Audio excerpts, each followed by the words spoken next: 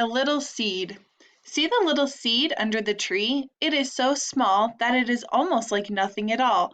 But this little seed is about to take a big trip. It will find a new home. It is a windy day. The wind sweeps the tiny seed all the way to the city. It lands on a roof.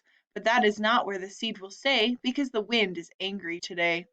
The seed speeds through the air, sailing on the breeze. It lands in a sunny park.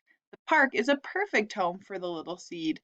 The little seed goes deeper into the grass and begins to grow roots. It will need plenty of sun and rain. They are like food to the tiny seed. It is a sunny day. The afternoon sun warms the seed. More roots grow into the ground. The next day is rainy. Every raindrop will help the seed grow.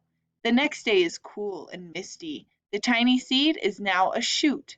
It has even deeper roots now. The seed grows and grows. Soon it has a stem and one leaf.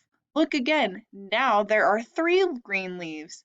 The days go by. The sun shines down. More raindrops fall to the ground, and the bees buzz all around.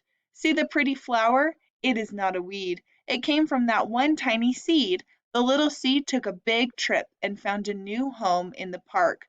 The little seed is not really a seed anymore.